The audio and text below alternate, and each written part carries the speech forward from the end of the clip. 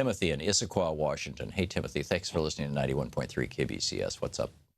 Hey, not much. How are you this morning, sir? Very well, thank you.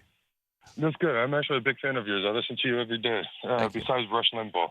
Okay, cool. But anyway, so what I'm actually thinking about is that I believe, I'm not a huge Trump supporter, but with the way I've been seeing things with him the past several years as growing up from an infant to where I'm at today, and that I believe that he is going to be a great presidency candidate because I could see how he could bring major corporations out of debt. And I believe if he could actually stick to his word about he could, wait a second, he could bring corporations out of debt?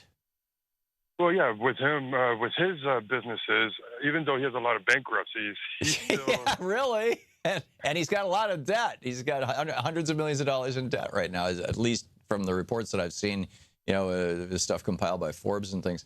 Timothy, I'm sorry. Donald Trump is not going to be a great president. We've got some. Thank you for the call. We've got some clips from his economic speech yesterday. I will be sharing with you through the program.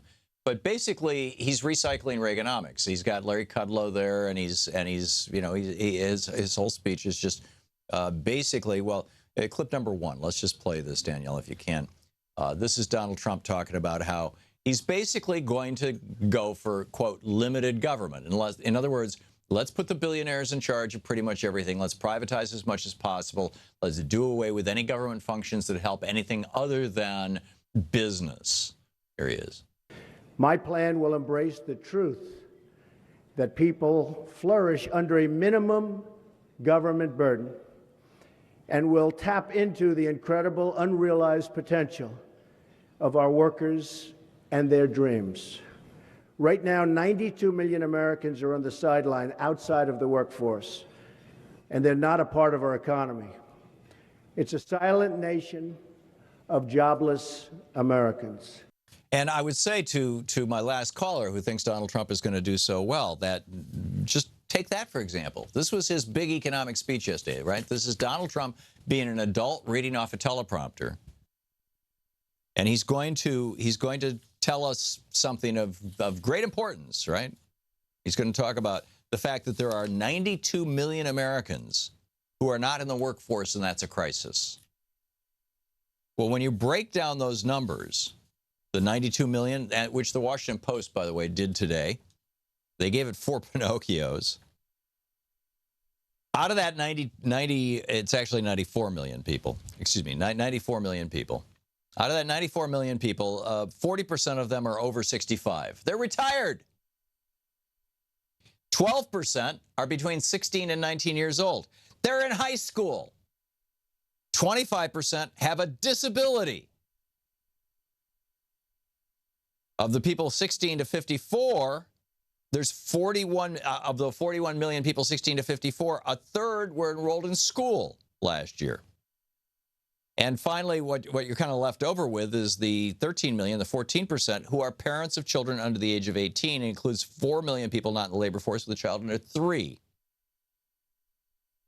So out of these, quoting the Washington Post, quote, the 94 million people consist mostly of people who are retired, students, parents, or disabled.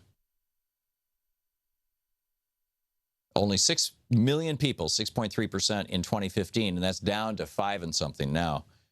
5 million and change, were deemed not in the labor force, said they wanted a job. In other words, they're actually unemployed. Now, this is not to say our economy is wonderful. Trump also says these 94 million people are, quote, not part of our economy.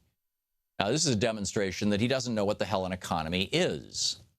If somebody is on Social Security, they were part of the economy when they paid into Social Security for years and years and years, or if they're disabled, you know, they've always been part of the economy. And now that they get a Social Security check, they're spending that money. I mean, every day, every week, every month, they're buying food, they're buying clothes, they're buying housing, they're buying medical services with that money. And that is stimulating the economy. They're part of the economy. People don't just have to work to be, quote, part of the economy, to move things forward, make things happen. So here we have Donald Trump giving his big, consequential, important speech on the economy, in which he's going to talk about 3 tax brackets and we're going to change our trade policies. We're going to do all this cool stuff. And he starts off with a lie.